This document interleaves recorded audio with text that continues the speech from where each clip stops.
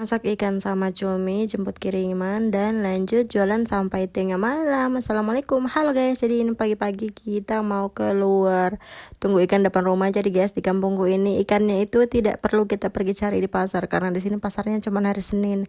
Tinggal kamu orang tunggu saja di depan rumah atau duduk-duduk tunggu itu ikan sampai datang. Karena di sini penjual ikan itu dijinjing-jinjing ya sayangnya. Itu kayak ibu-ibu yang suaminya baru pulang dari memancing atau pasang perangkap ikan. Itu jadi mereka yang jual, ibu-ibu yang jual. Jadi kalau kita mau beli ikan, kita tunggu saja depan rumah guys. Nah seperti ini, nggak lama ini ada penjual ikan. Ini dia saya beli cumi, sekantong ini 20.000, terus ini per tusuk 20.000. Jadi kalau di kampung itu jual ikan kayak begini nah guys, bukan per kilo tapi per tusuk seperti ini. Ini harganya 20.000, terus cuminya juga 20.000. Ini saya ambil 2. Lanjut kita bersihkan cuminya karena ini masih baby cumi. Jadi kamu orang perhatikan saja kalau ada ikan kecil di dalam perut cumi itu. Biasanya kan kalau cumi yang besar itu biasanya dia suka telan-telan ikan kecil. Nah karena ini masih kecil jadi masih jarang kita temukan kayak ada telan-telan ikan begitu ya. Ini saya masak 1 tumis bawang putih, terus cabai yang saya gunting-gunting. Setelah itu bawang putihnya mulai kecoklatan, jadi ini enggak saya pakai bawang merah, nah cuma bawang putih saja. Nggak tahu kenapa saya lebih suka masak seperti ini. Lanjut, ini ada perasan asam jawa. Ini cuminya setelah kamu orang masukkan, tunggu sampai mendidih, masukkan asam jawa. Terus garam secukupnya sesuai selera, terus micin. Lanjut, ini kita kasih kecap 1 sendok makan. Biasanya itu saya suka pakai lada, tapi karena ladanya habis, jadi kita pakai saja seadanya. Nah, setelah saya masak ini kita pergi di Donggala. Karena tadi saya bilang kan sama pergi ambil paket. Jadi ini saya singgah dulu di pasar karena ada bahanku yang kurang. Kayak ini cabai keriting, 1/4 harganya 20.000. Itu kalau di dekat-dekat rumahku itu agak mahal sayang, 5.000. Cuman segenggam. Lanjut, ini seperti biasa saya mau beli per kue-kuean lagi untuk kita ngemil.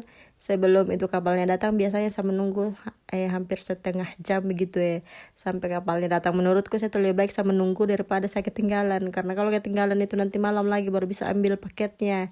Ini kita sudah memasuk di pelabuhan feri. Seperti biasa ini permasalahan kalau di kampungku. Banyak sekali lubang-lubang seperti ini, kubangan-kubangan sapi guys. Jadi kamu orang pintar-pintar cari jalan yang bagus. Nah pas kita sampai kita makan kue tadi yang kita beli, ada si Oyen ini padahal ini sabar 2 kali ketemu si Oyen ini. Nah pas saya datang dia langsung samperin kayak dia kenal itu yang lalu yang pernah kasih dia makan kue. Ini kita bawa kue lagi, dia datang lagi. Ini mas-mas Jawa, dia kalau sudah lihat kucing begini udah gemas sekali kayak dia mau telan kepalanya tuh kucing kacanya. Lanjut, ini kita sudah mau masuk ke dalam itu. Terus setelah itu lanjut ini malam karena dari tadi kita datang itu udah sempat saya pegang ini HP, kasihan Masya Allah. Pas saya posting itu di grup WA jual beli di kampungku, lanjut saya posting di Facebook, saya tag semua tetanggaku dan kakak-kakakku. Masya Allah orderan itu mengalir kayak air begitu ya, Masya Allah. Ini lanjut lagi pas sudah tengah malam, ini pesanannya Bumil, ini sudah setengah 12. Nah dia pesan 1 porsi. Ini dia datang jemput sendiri, suruh orang rumahnya. Ini saya antarkan di depan karena anaknya itu dari tadi dia menunggu tahu. Karena dia bawa uang 50.000, ndak pakai uang pas, jadi saya ambil kembaliannya ini 30.000. Karena 1 roti di sini saya jual rata 20.000 ya guys ya. Mau pakai glass light tetap 20.000, ndak ada yang tinggi-tinggi harganya. Biasanya kan kalau di Jawa kalau glass itu saya kasih harga 22.000 sama 19.000. Apalagi kalau per keju-kejuan itu keju kan mahal guys.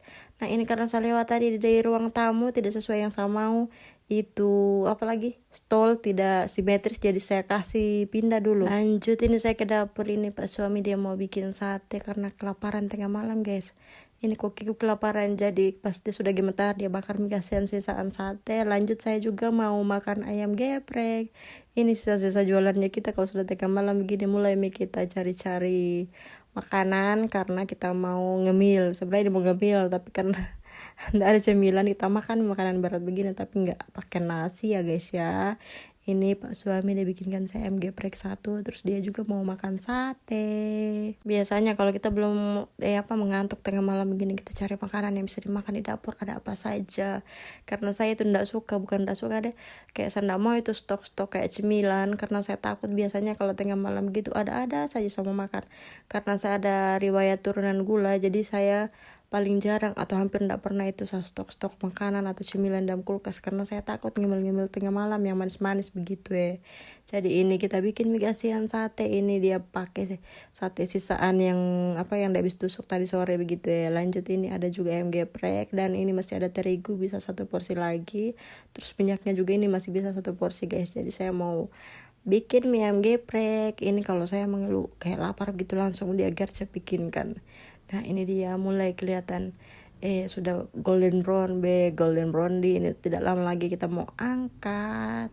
Ini lanjut ada persate-satean, ini mas Jawa dengan sekali tadi makan sate katanya, tapi dia ndak mau pakai saus kacang, dia pakai kecap saja nah, campur sama cabe. Nah kayak ini kita sudah makan ini tanpa nasi ya. Ini porsi diet guys, diet mana ada diet ini kalau pakai gorengan begini. Nah ceritanya cuman mau ngemil-ngemil tengah malam gitu sebelum kita tidur. Nanti kalau kita kelaparan kita nggak bisa tidur. Terima kasih yang sudah setia menonton, sampai ketemu di vlog selanjutnya. Assalamualaikum, bye bye.